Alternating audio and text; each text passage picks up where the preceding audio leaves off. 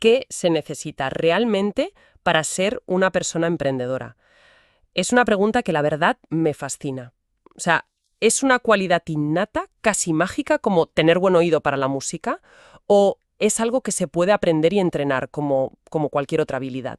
Para darle una vuelta a esta idea, hoy vamos a analizar un material que me ha parecido muy, muy interesante. Es una unidad didáctica de la Universidad Nebrija, diseñada para un máster.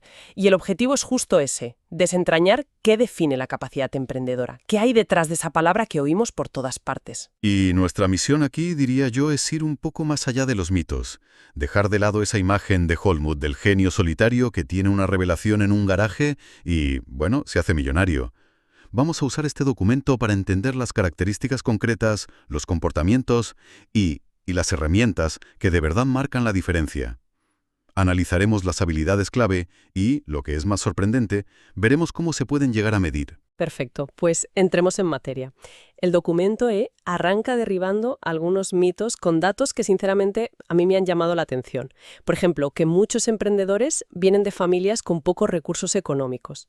Eso ya choca con la idea de que hace falta un gran colchón familiar para empezar, ¿no?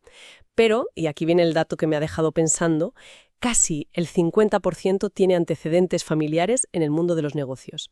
Y por otro lado, un 35% de los que crean empresas son menores de 30 años, lo que habla de una energía muy joven.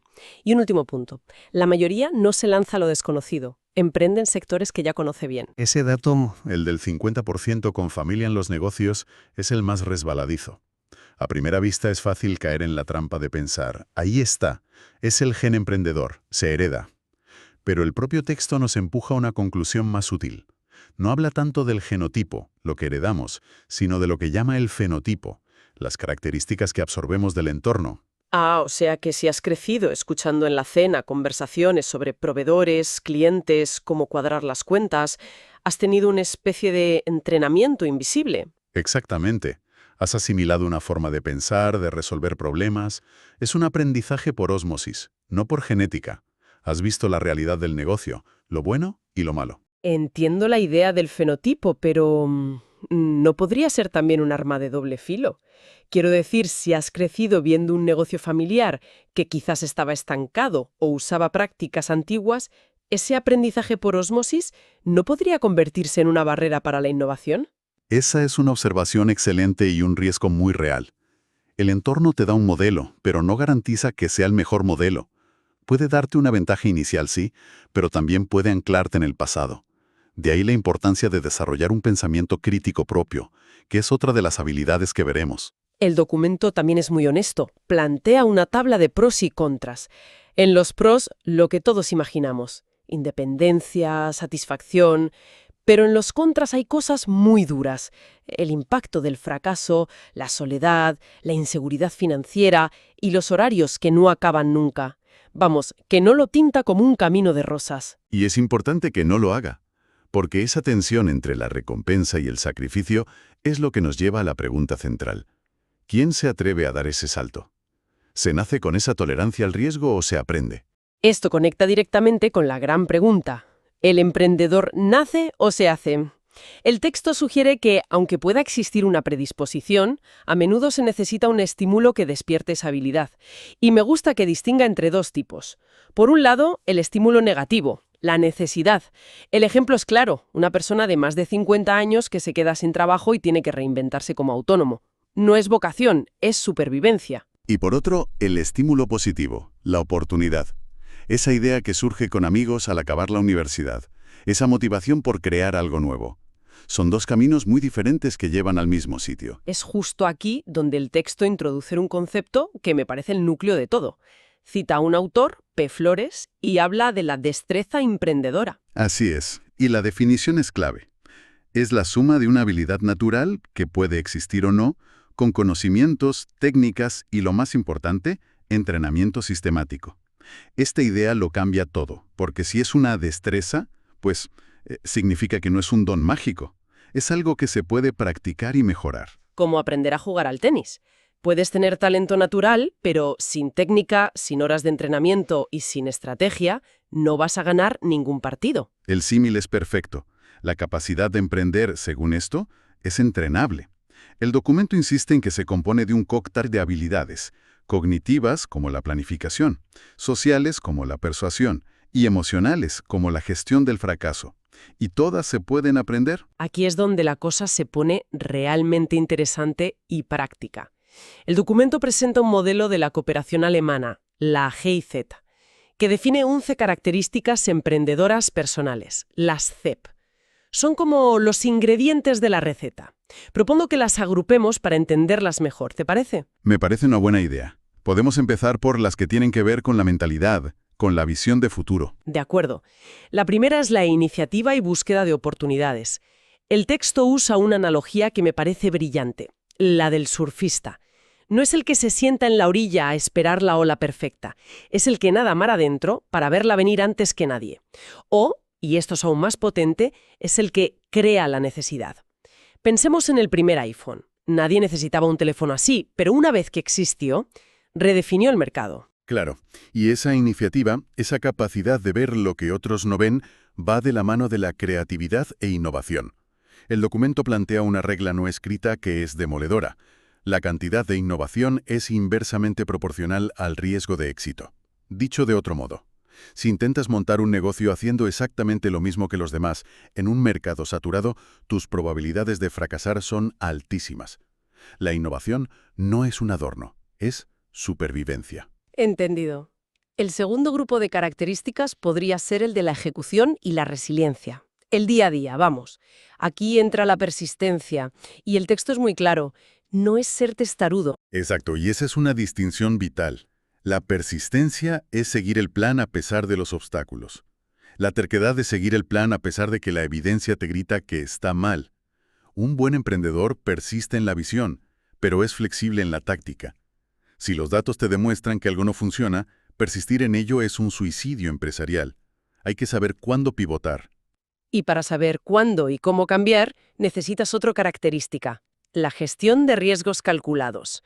No se trata de no correr riesgos, claro. No, porque emprender es arriesgado por definición. Se trata de gestionarlos. El texto propone una herramienta muy práctica aquí. La matriz de riesgos. Es algo muy sencillo, pero muy potente. Haces una lista de todo lo que podría salir mal, y para cada punto analizas dos cosas: la probabilidad de que ocurra y el impacto que tendría si ocurre.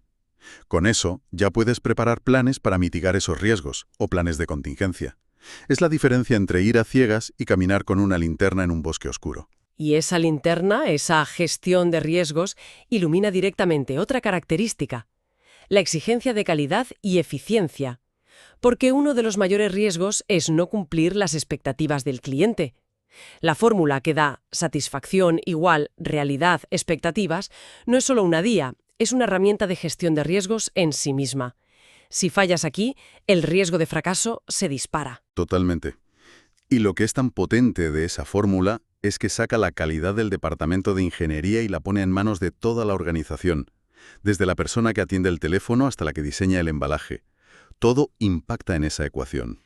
Pasemos al tercer grupo, el de la planificación y el compromiso. Aquí la primera es la planificación sistemática y el control. El documento aquí menciona el concepto de WBS, Work Breakdown Structure, que no es otra cosa que desglosar un gran objetivo en tareas más pequeñas y manejables. Pero lo crucial es la segunda parte, el control. Un plan sin seguimiento es solo un documento con buenas intenciones. Hay que medir constantemente si te desvías y corregir el rumbo.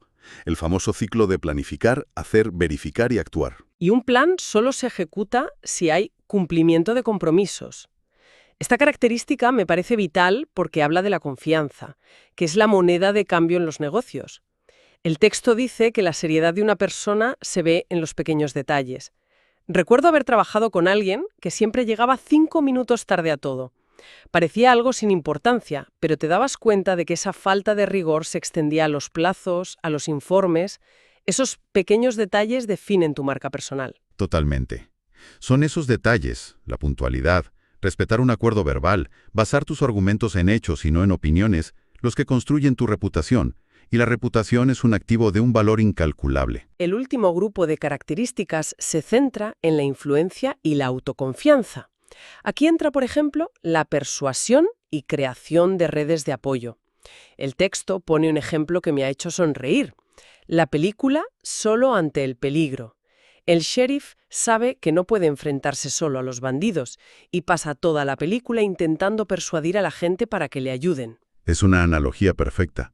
Nadie puede hacerlo todo solo. Es fundamental construir una red de contactos, de mentores, de colaboradores. Y para eso hay que saber persuadir, comunicar tu visión de una forma que inspire a otros a unirse. Y la base de todo esto es la última CEP que analizamos, la autoconfianza e independencia.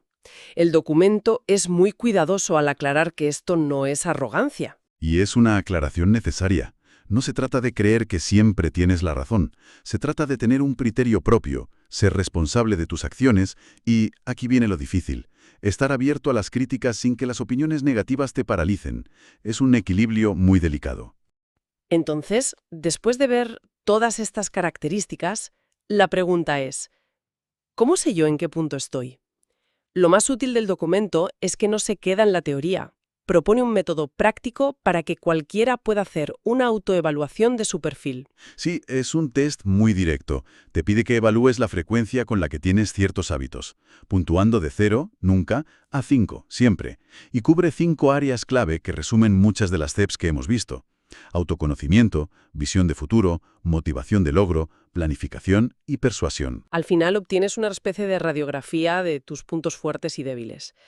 Pero el documento da un consejo que me parece fundamental para que el resultado sea útil de verdad. Sí, y es un consejo que a menudo pasamos por alto por ego o por pereza. No te limites a hacer el test tú solo. Pídele a una persona que te conozca bien, un socio o un colega de confianza, que también lo complete pensando en ti. ¡Qué buena idea! Claro, ¿por qué es tan importante ese segundo punto de vista? Porque todos tenemos puntos ciegos, ¿sabes? Quizás tú te puntúas muy alto en planificación porque te encanta hacer listas, pero esa persona externa ve que rara vez las cumples. O al revés. La magia está en comparar tu autopercepción con la percepción externa. En esa diferencia es donde están las claves para crecer. Entonces, si tuviéramos que resumir, la conclusión parece clara. Ser emprendedor no es tanto una cuestión de nacimiento, de un don caído del cielo. Es más bien el desarrollo de un conjunto de habilidades y hábitos muy específicos, que como cualquier destreza, se pueden entrenar. Exacto. Es más un oficio que un arte misterioso. Requiere visión, sí, pero sobre todo requiere método, disciplina y una enorme capacidad de aprendizaje. Todo ello es entrenable. Es una visión mucho más democrática y esperanzadora del emprendimiento, la verdad. Sin duda. Y para terminar, me gustaría dejar una reflexión que va un poco más allá del propio documento. El texto se centra lógicamente en las competencias individuales para crear un negocio. Pero si estas habilidades, iniciativa, resolución de problemas, planificación, son tan valiosas y se pueden enseñar, la pregunta que queda en el aire es ¿hasta qué punto es responsabilidad de nuestros sistemas educativos y de nuestras empresas fomentar activamente esta mentalidad emprendedora en todo el mundo? No solo para crear más empresas, sino para formar profesionales y ciudadanos más innovadores, más proactivos y, en definitiva, más capaces de transformar su propio entorno, sea cual sea.